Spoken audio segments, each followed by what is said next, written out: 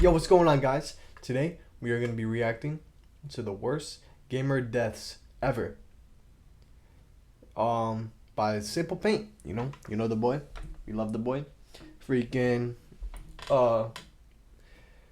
this dude is entertaining. And I know it's like deaths are crazy. But this could help you prevent it. This could help you see better and learn better. But with that being said, let's get into the video. Hey! The StarCraft incident. On August 5th, 2005, 28-year-old Lee Sung-seop entered an internet cafe in Daegu, South that's Korea. A crazy name. He ordered a soda, logged into StarCraft, and began playing. Hours turned into days. Witnesses said he rarely moved from his chair, taking only short breaks to the toilet. By the second night, he had been at the keyboard for nearly 50 hours. His posture sagged, his eyes bloodshot, but he kept clicking. The cafe manager urged him to stop, but Lee shook his head and loaded another match. At dawn on the third day, he suddenly collapsed. Paramedics arrived quickly, but he was unresponsive. At the hospital, doctors confirmed cardiac arrest brought on by exhaustion, dehydration, and blood clotting from immobility. He was pronounced dead shortly after arrival. The Pokemon electrocution. On July 9th, 2017, in Iloilo City, Philippines, a 12-year-old boy was playing Pokemon Go with friends. They wandered near a construction site while searching for digital creatures.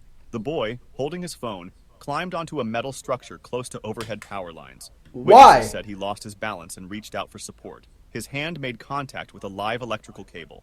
A loud crack followed, and he collapsed instantly. Friends screamed for help, and bystanders rushed over.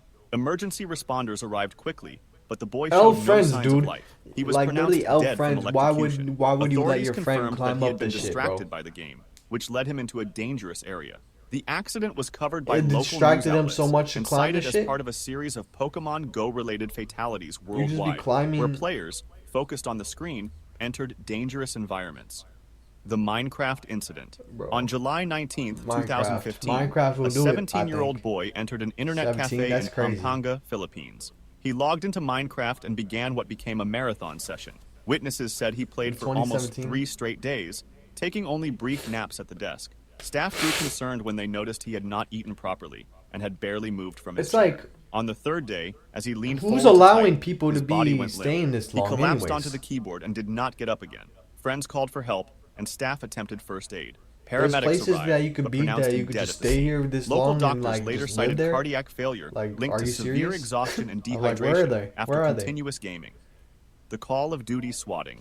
On December 28, 2017, two Call of Duty players in the United States got into an online argument over a $1.50 wagered match. One player, Casey Viner, asked another, Tyler Barris, to swat his opponent by calling police to his address.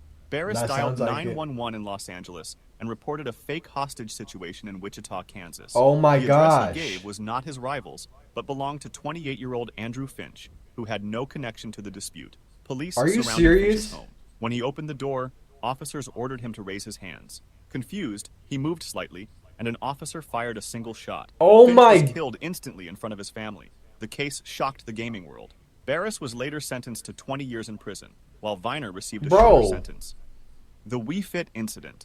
On December 28, 2009, 25-year-old Tim Eves from Sittingbourne, Kent, received a Nintendo Wii Fit as a Christmas present. Excited to try it, he began using the console's fitness programs on Boxing Day. Family members later reported that he exercised intensely for several hours with the balance board and aerobic mini-games. That evening, after finishing a workout, he complained of chest pains and shortness of breath. His mother urged him to rest. Minutes later, he collapsed in the living room. Paramedics were called immediately. He was probably suffering from a lot of dehydration too. An inquest found that Tim had suffered a sudden cardiac arrhythmia. Though rare, doctors noted that strenuous physical activity can sometimes trigger fatal heart irregularities in young adults. The case was widely reported in the UK as the first known death linked to Wii Fit activity. That's why you have to freaking on February 26, build 2010, yourself up in Chongqing, China, two men start in their off with 20s sat in an internet cafe playing Counter-Strike. They began to argue over strategy and insults in the game. Witnesses said the argument grew heated, with both shouting loud enough to attract attention across the room. One man stood up and pushed the Counter-Strike other. is trash Staff intervened and briefly separated them, compared to but the fight continued outside the what was I cafe. gonna say? The aggressor WWE grabbed what? a knife and stabbed his opponent multiple Oh times in the my! chest and abdomen. Bystanders called for help, but the victim collapsed on the pavement before paramedics arrived. He was pronounced dead at the scene. That's why Police quickly Call of arrested the Duty is attacker, better. who admitted to losing his temper during the argument. The killing was widely reported in Chinese media as another example of internet cafe CS:GO disputes is turning even deadly. better than Local Counter-Strike. authorities used the case to highlight the growing problem of violence connected to online gaming in public spaces. The GTA incident. On August 3, 2008, in Bangkok, GTA. Thailand, 18-year-old high school student Pol Wat Chino hailed a taxi late at night. When they reached his this was like destination, GTA 4. instead of paying, he pulled a knife and attacked the 54-year-old driver. He stabbed him multiple times before dragging the body from the car and attempting to drive away. Witnesses quickly alerted police, who intercepted him only minutes later. He confessed that he had been playing Grand Theft Auto and wanted to know what it felt like to hijack a car in real life. Investigators said he showed no signs of intoxication or mental illness, only fixation on the game. The teenager was charged with murder and robbery. He was convicted and sentenced to life imprisonment. Thai authorities responded by temporarily pulling copies of Grand Theft Auto 4 from store shelves, citing the killing as evidence of dangerous influence. The crime received international coverage and became one of the first game-inspired homicides. For the kid? The VR incident. Oh my gosh, Nad. But where's the parents for the kid? Like, literally. Like, people making stupid-ass decisions, bro, and freaking people do stupid-ass things over, like, little things, dude. Like, I heard from mad long ago, like, from this one kid, like, don't sweat the small stuff, do not sweat the small stuff. Freaking, there's gonna be people that are gonna try to bash you down, bro. There's people gonna fucking do all this shit. And on game, in real life, anything, bro, but the way you react and the way, like, you take it is what matters, and freaking, you're gonna be a better person. Freaking, you can be a better person than the other, or even, like, even if you weren't thinking that you were, like, doing good, you could be a better person now, like, and make that change. But we're back. On December 21st, 2017, a 44-year-old man in Moscow, Russia, was at home using a virtual reality headset. He moved through his apartment while immersed in the game, headset. That unaware of pretty obstacles around him. Record. Investigators later determined that he stumbled while playing and crashed directly into a glass table. The impact shattered the surface, slicing deep into his body. Alone in the apartment, he was unable to call for help. Neighbors reported hearing a loud crash, but did not enter. Hours later, family members found him lying in the living room surrounded by broken glass. He had bled to death from severe wounds to his head and neck. Moscow authorities confirmed the accident, really crazy. noting that it was one of the first recorded cases of a fatality linked directly to the use of a VR headset. The unusual circumstances attracted international attention, with headlines highlighting the hidden dangers of playing immersive games in unsafe environments.